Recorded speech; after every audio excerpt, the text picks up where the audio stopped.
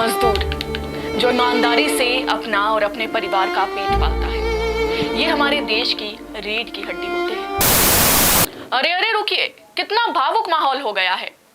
ये वाले मजदूर नहीं, इन मजदूरों की बात कर रहे हैं। मजदूरों से आप क्या समझते हैं? ये तो भैया ऐसा है, हम आपको बताते हैं कि मजदूर किसे कहते हैं। मजदूर वो होता है जो किसी भी संस्थान के लिए ईमानदारी से काम करे, फिर वो आईटी सेक्टर हो या किसी मल्टीनेशनल कंपनी में काम करने वाला शख्स।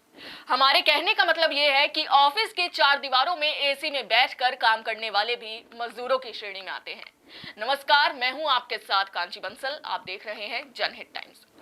देश में श्रम कानूनों को एक नई शक्ल देने के लिए सरकार ने 4 नए लेबर कोड जारी किए हैं। इस नए कोड में वे सब कुछ है जिसकी दरकार कंपनियों और उसके कर्मचारियों को होती है।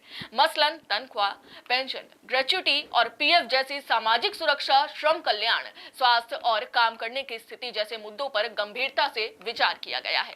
इन सभी मुद्दों को नजर में रखते हुए 4 नए लेबर कोड बनाए गए हैं। दफ्तरों या फैक्ट्रीज में महिलाएं पूरी सुरक्षा के साथ काम कर सके, लेबर कोड में इसका भी पूरा ख्याल रखा गया है। सबसे खास बात है कि लेबर कोड में काम के घंटे और छुट्टियों के लिए भी खास नियम तय किए गए हैं। इसका मतलब हुआ कि जब लेबर कोड लागू होंगे तो काम के घंटे में बड़ा परिवर्तन देखा जाएगा। साथ ही छुट्टियों के नियमों में भी नए सिरे से बदलाव होंगे। आपको बता दें कि अभी केंद्रीय कर्मचारियों की छुट्टियां और काम के घंटे फैक्ट्रीज एक्ट 1948 के अंतर्गत निर्धारित होते हैं। राज्यों के लिए शॉप्स एंड एस्टेब्लिशमेंट एक्ट बनाया गया है, यानी राज्यों के कर्मचारियों की छुट्टी और काम के घंटे इसी कानून से तय होते हैं। अब सरकार हर स्तर पर नए लेबर कोड से छुट्टियों और वर्किंग आवर्स को तय करना चाहती है। नए लेबर कोड हर तरह के उद्योग पर लागू होंगे। हालांकि राज्यों के लिए ये छूट रहेगी कि वो पहले की तरह शॉप्स एंड एस्टेब्लिशमेंट एक्ट के तहत काम के घंटे और छुट्टियों को निर्धारित कर सके। हालांकि इसमें राज्य सरकारों की पूरी मनमानी नहीं चलेगी और उन्हें केंद्र के नए लेबर कोड का भली भांति ख्याल रखना होगा। अब सवाल ये आता है कि आपको कितने घंटे काम करना होगा। तो ऐसा है, आपको बता दें कि नए लेबर कोड के अंतर्गत डेली और वीकली वर्किंग आवर को क्रमशः 12 घंटे और 48 घंटे अधिकतम रखा गया है। यानी कोई भी कर्मचारी एक दिन में 12 घंटे और हफ्ते में 48 घंटे से ज्यादा काम नहीं कर सकता और ना ही कंपनियां इससे ज्यादा काम ले सकती हैं। काम के इन घंटों को देखते हुए 4 डे वर्क वीक का प्रावधान लाया गया है। इसका मतलब हुआ कि हफ्ते में 4 दिन काम और 3 दिन आराम। एक दिन में अधिकतम 12 घंटे माने तो 4 दिन में 48 घंटों का नियम पूरा हो जाता है। बाकी बचे 3 दिन कर्मचारी आराम कर सकते हैं, छुट्टियां भी बिता सकते हैं।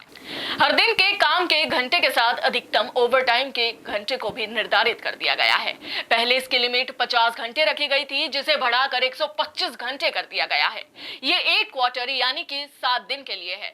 इससे कंपनियों को राहत मिलेगी क्योंकि वे हफ्ते में 4 दिन काम करा सकती है और वीकडे पर अन्य वर्कर से काम ले सकती है।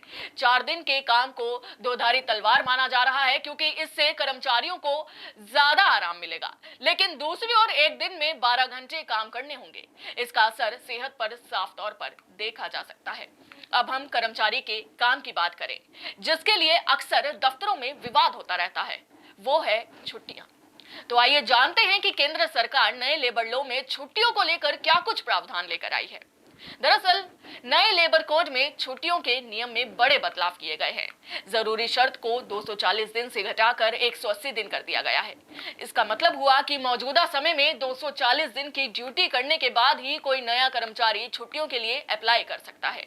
नए लेबर कोड में इस अवधि को घटाकर 180 दिन कर दिया गया है। अगर कोई नया कर्मचारी 180 दिन की ड्यूटी कर लेता है तो वो छुट्टियों के लिए अप्लाई करने का हकदार हो जाता है। हालांकि लीव अर्न्ड यानी कि छुट्टी से कमाई के नियम को जस का तस रखा गया है। हर 20 दिन की ड्यूटी पर एक अर्न्ड लीव मिला करेगी। छुट्टी की कैरी फॉरवर्ड लिमिट में भी कोई बदलाव नहीं किया गया है। नए लेबर कोड में छुट्टी को कैश कराने का नियम हर सेक्टर के लिए अनिवार्य किया गया है। कैरी फॉरवर्ड का नियम समझने के लिए एक उदाहरण ले सकते हैं। मान लें कि साल के अंत में किसी कर्मचारी की 45 दिन छुट्टियां बच जाती हैं, तो ऐसे में कंपनी उस कर्मचारी को 15 दिन की छुट्टियों का पैसा देगी और 30 दिन की छुट्टियां अगले साल के लिए कैरी फॉरवर्ड कर दी जाएंगी। इससे कर्मचारी को फायदा होगा क्योंकि उसकी छुट्टियां बढ़ जाएंगी, जिसके बाद वे कैश भी कराया जा सकता है। तो ये है 4 नए लेबर कोड। नए लेबर कोड के नियम आपको कैसे लगे, हमें कमेंट्स के जरिए जरूर बताएं। देखते रहिए जनहित टाइम्स। नमस्कार।